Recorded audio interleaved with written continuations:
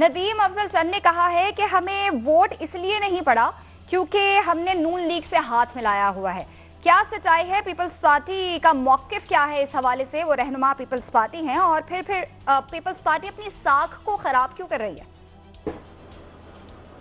अच्छा, सबसे पहले तो मैं ये कहना चाहती हूँ कि पीपल्स पार्टी अलाई या उर्दू में इत्तेहादी नहीं है। पीपल्स पार्टी सपोर्टर है गवर्नमेंट की। अगर हम इत्तेहादी होते तो हम कैबिनेट का हिस्सा होते। और चेयरमैन बिलावल जो है वो हुकूमत के लिए नहीं गए, पाकिस्तान के लिए गए। तीसरी बात यह है कि हम ये समझते हैं कि पाकिस्तान के लिए बेहतरीन निज़ाम और पूरी दुनिया के लिए पार्लियामेंट्री सिस्टम बेहतरीन निज़ाम है। और कायद-ए-आज़म मोहम्मद अली जिन्ना ने भी पाकिस्तान को एक पार्लियामेंट्री सिस्टम के तहत चलाने को बात की है।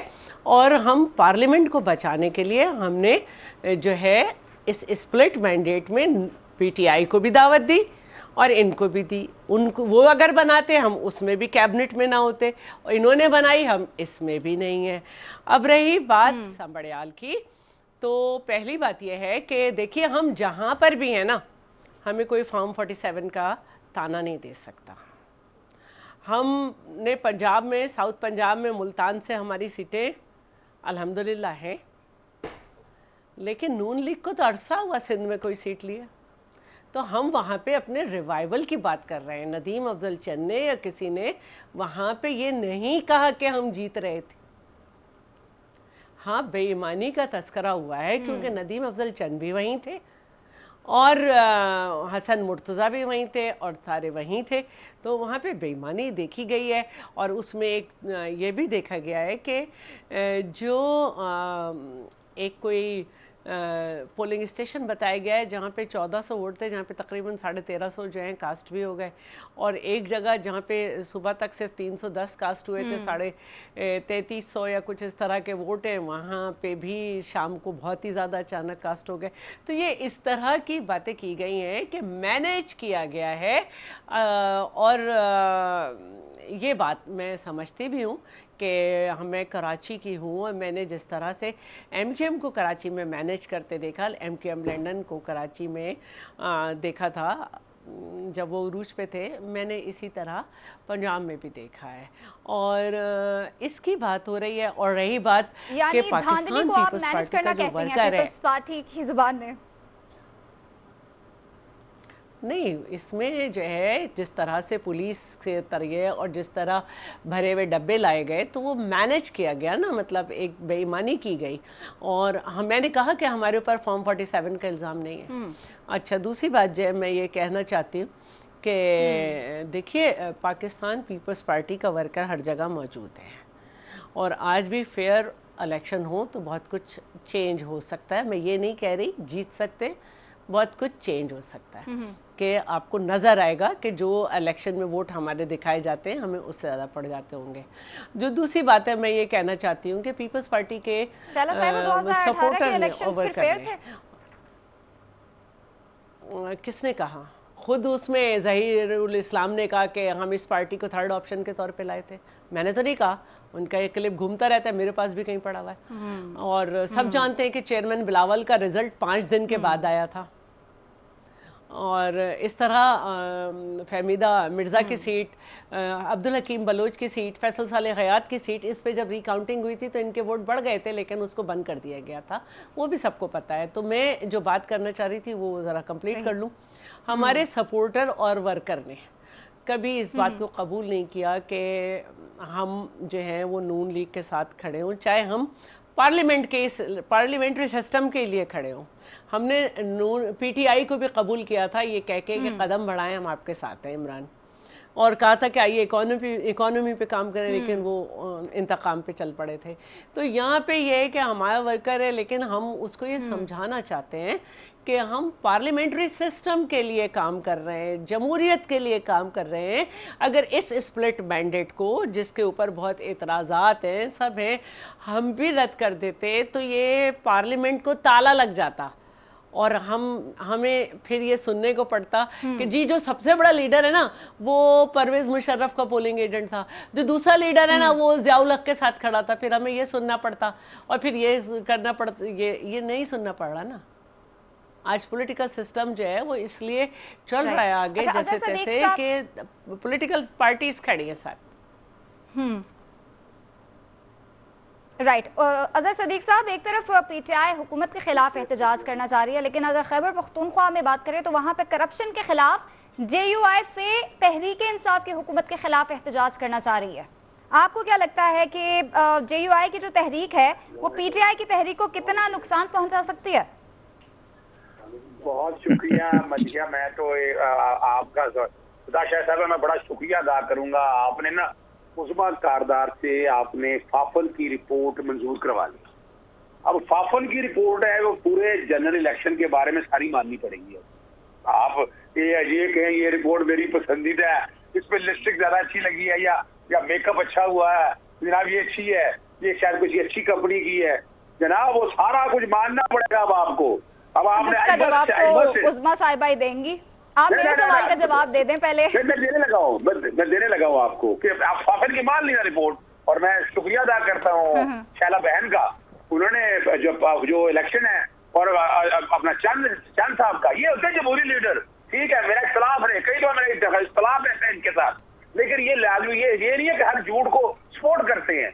इन्होंने आपका जो इलेक्शन है जिमनी इलेक्शन उड़ा के रख दिया, अब तो कोई डाउट ही नहीं रह गया। और इसमें मैं समझता हूँ जनरल साहब को भी इस बात में आना चाहिए। देखिए एहतजाज जो हम कर रहे हैं ना इंडिया के फेवर में तो नहीं है, हम तो क्या एहतजाज करना कानून में बांधा कहीं लिखा हुआ।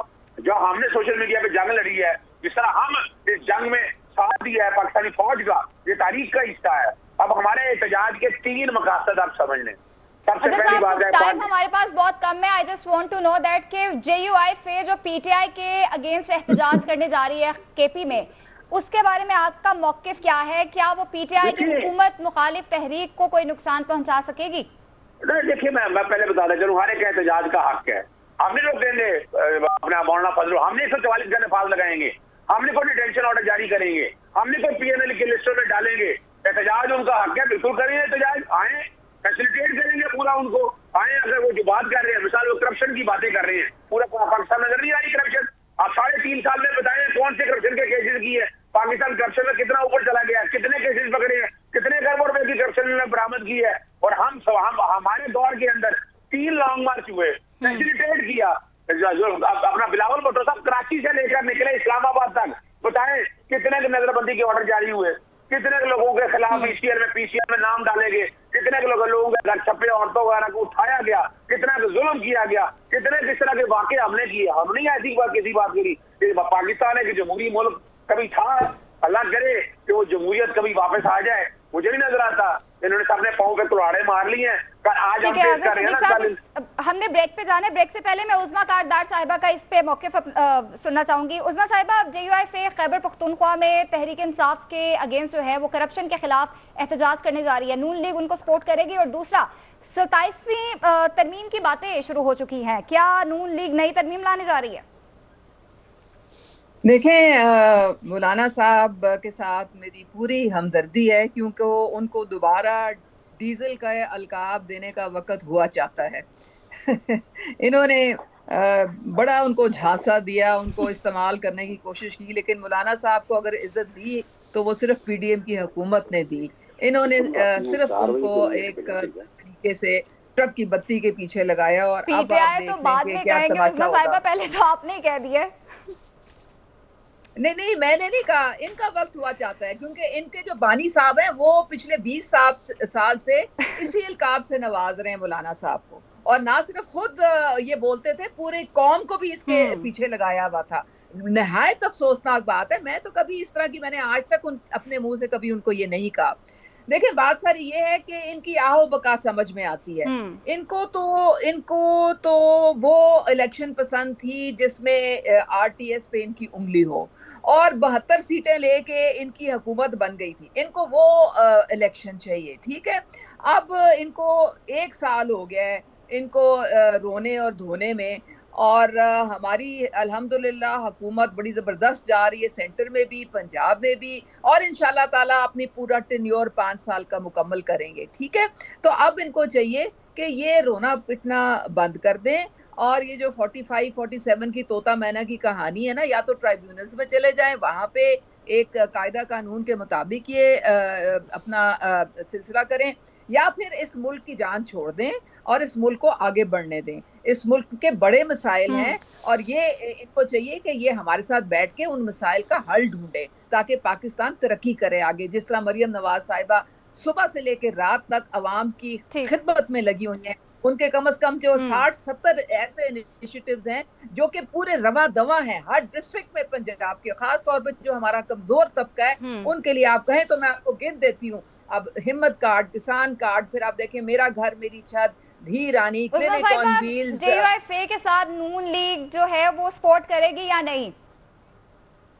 हम तो देखें, हमने तो हमेशा वजीराई की है, हम समझते हैं बड़े सीजन्ड पॉलिटिशियन है मौलाना साहब। हमने तो आज तक कभी जो है ना उनसे गलत बयानी की है, ना उनसे कोई नंबर 2 किस्म की। ठीक है, यानी नून लीग सपोर्ट जरूर करेगी। मेजर साहब, अगर मैं इस पूरी सूरत हाल में आपका मौकिफ जानना चाहूँ, आप क्या कहेंगे?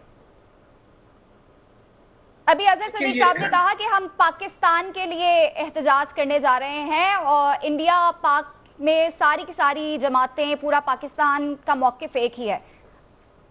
जी बिल्कुल, देखिए अजहर सदीक साहब ने बड़ी अच्छी बात की, जो पहले मैं उससे एग्री करता हूँ कि हमारे नौजवानों ने, पाकिस्तान के जितने भी नौजवान हैं, जिस पार्टी से भी उनका ताल्लुक है, उन्होंने इस वॉर में जिस तरीके से पाकिस्तान का नैरेटिव आगे बढ़ाया है, वो उसी नेशनल जो रिजॉल्व था उसका हिस्सा था जी, and very good job done. देखिए फिर पाकिस्तान फौज के जो तर्जमान थे, उन्होंने जो शुरू की प्रेस ब्रीफर्स, अगर आपको याद होंगे, जो ही वॉर खत्म हुई है तो उसमें उन्होंने बड़ा क्लियरली कहा था कि उन्होंने नौजवानों का और अवाम का शुक्रिया अदा किया था। ये विक्ट्री अवाम की थी, तमाम नौजवानों की थी, अवाम की विक्ट्री, नेशनल एक एक्टिविटी हुई है और हम सब की विक्ट्री हुई है, और अवाम उस पर आगे आ गए। मैं सिर्फ ये चाहूंगा, बिल्कुल एहतजाज करें, उनका अपना हक बनता है, बट आई विल रिक्वेस्ट कि वो प्रेशर्स डालें पॉलिटिकल पार्टीज के ऊपर, गवर्नमेंट्स के ऊपर। अनफॉर्चुनेटली एहतजाज को ना एक शक्ल दे दी जाती है, एक फिर हम उसी तरफ एस्टेब्लिशमेंट का नाम लेके या किसी लेकर उस तरफ जब ले जाएंगे तो फिर वॉर इफेक्ट होगी। आप देखिए, एस्टेब्लिशमेंट कोई भी हो, पीटीआई के दौर में भी आपने देखा अनप्रेसिडेंटेड सपोर्ट हासिल थी लीडरशिप को फौज की तरफ से। ये भी गवर्नमेंट का एक ज़ैली इदारा है। आज की गवर्नमेंट को सपोर्ट हासिल, ये पॉलिटिकल सपोर्ट से ज्यादा एडमिनिस्ट्रेटिव, ऑपरेशनल और वो सपोर्ट है। खैबर पख्तूनख्वा में आज फौज जो है वो 245 के नीचे चीफ मिनिस्टर के साथ काम कर रही है, और उनकी भी अनप्रेसिडेंटेड सपोर्ट हासिल है फौज को। तो वहां सब चीजें हुई है। एहतजाज करें, डेमोक्रेसी को स्ट्रॉन्ग करें, एहतजाज के नॉर्म्स के मुताबिक करें, बहुत अच्छी बात है। डेमोक्रेसी स्ट्रॉन्ग होगी तो पूरा प्रेशर हटेगा, लेकिन इन चीजों से जरूर इज्तनाब करें कि बिल्कुल, एहतजाज का हक सबका है, लेकिन कानून को हाथ में लेने की इजाजत किसी की नहीं है।